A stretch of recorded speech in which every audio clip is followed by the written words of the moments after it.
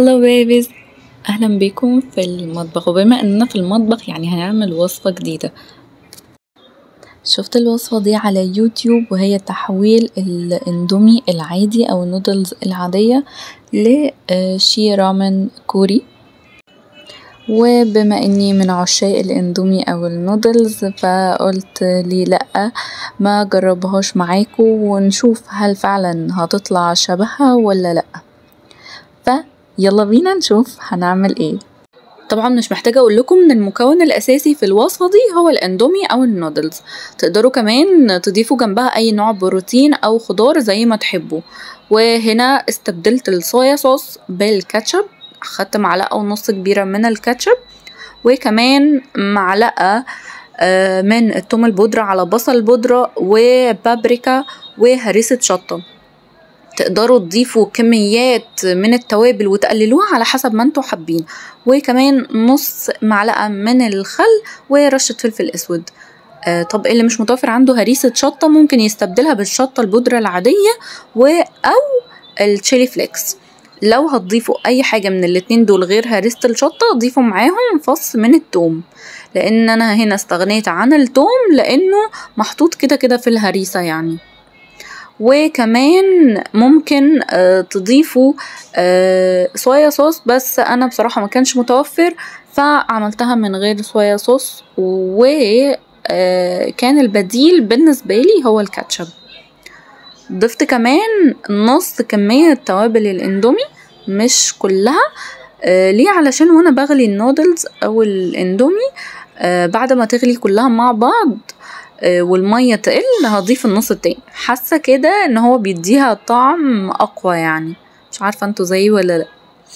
طيب هنا حطيت زيت زيتون بدل زيت السمسم. هي في الوصفة كانت حاطة زيت سمسم بس انا بصراحة يعني عمري ما جربته وحاسة انه لا ومش متوفر عندي فما حطيتش. وكمان بدل العسل الابيض حطيت معلقة من السكر. انا بقولكوا على البدايل اهو كلها علشان اللي هينقص من عنده حاجة يقدر يستبدلها بالحاجة اللي موجودة في البيت، ما يبقاش متحجم وما يعرفش يجرب الريسبي دي او الوصفة دي. لا انتوا تقدروا تجربوها بطرق كتير مختلفة وهتديكوا نفس الطعم ونفس الافكت يعني. على بال ما البيض يستوي بقى نزلت بطاسة ودهنتها زيت وهسخنها كويس، وبعدين هنزل عليها بمعلقة من الصلصة وهقلبها كويس جدا مع معلقة تانية من السكر. كده يبقى احنا ضفنا معلقتين كبار من السكر بدل العسل الابيض. في ناس بتحط عسل اسود كمان بس انا بصراحة فضلتها انها تكون كده يعني عشان تبقى بسيطة وتكون المكونات موجودة عندنا.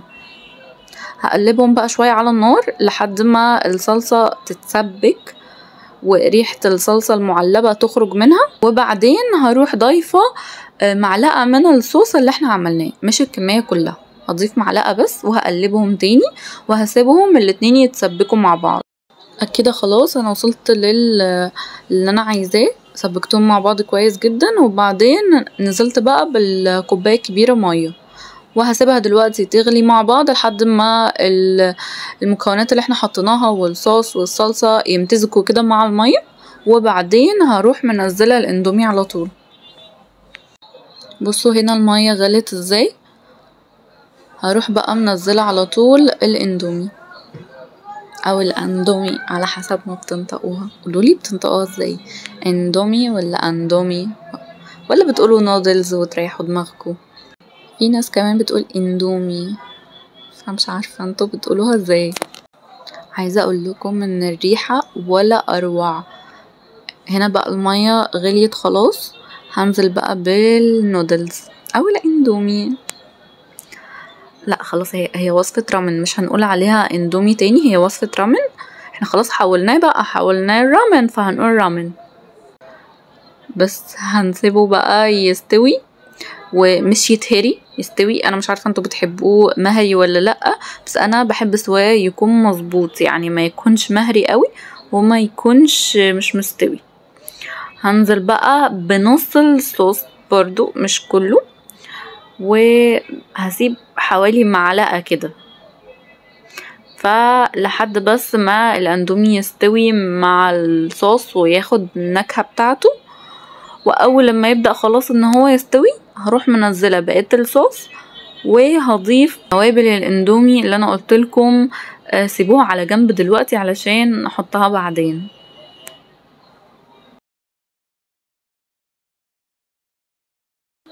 بصوا بقى شكله بقى عامل ازاي، تحفة والله، شكله حلو قوي فعلا.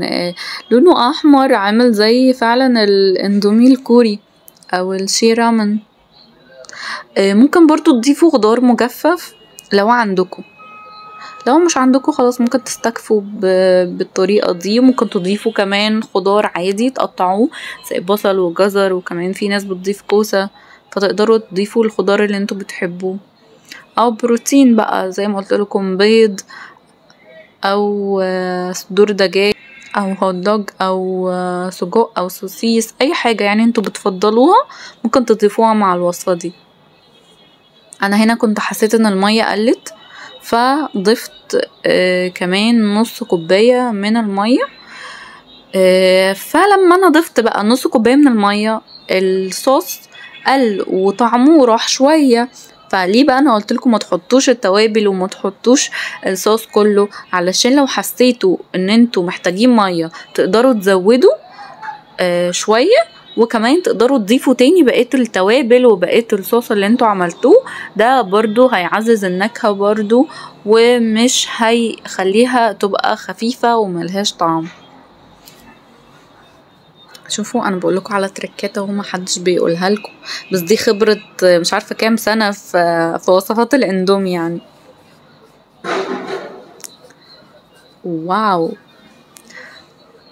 هو هنا تقريبا خلاص كان استوى، هو ده السوا اللي انا بحبه، وبيبك بك بك بك خلاص. فهنرفعه بقى على النار ونروح نغرفه.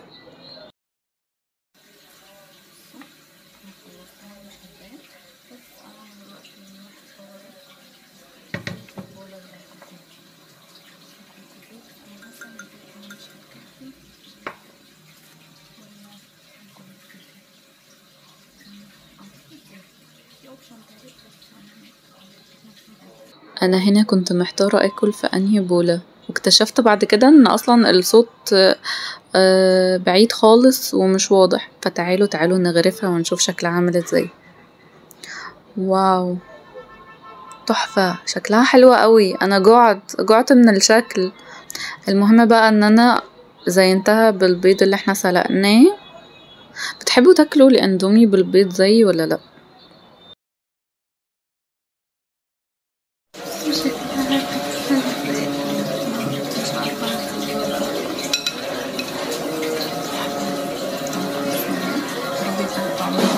انا كنت اتمنى والله ان انتوا تسمعوا صوتي وتشوفوا رياكشناتي وكل حاجة، بس زي ما انتوا شايفين الازعاج عامل ازاي. فمش مشكلة شوفوا رياكشناتي بس يعني. اظن انها معبرة، ومش محتاجة اقول لكم ان هي عجبتني جدا يعني، تحفة رهيبة، وهجربها بدل مرة مليون. يعني ما كانش اصلا ان انا هعملها على طول، لا بجد بوسات ليكم. انا هنا كنت بقول لكم ان انا هجربها تاني وتالت وان هي رهيبة، وكنت اخلص الطبق قدامكم. بس يلا، وبكده نكون وصلنا لنهاية الفيديو، واشوفكم في فيديو جديد ووصفة جديدة. باي.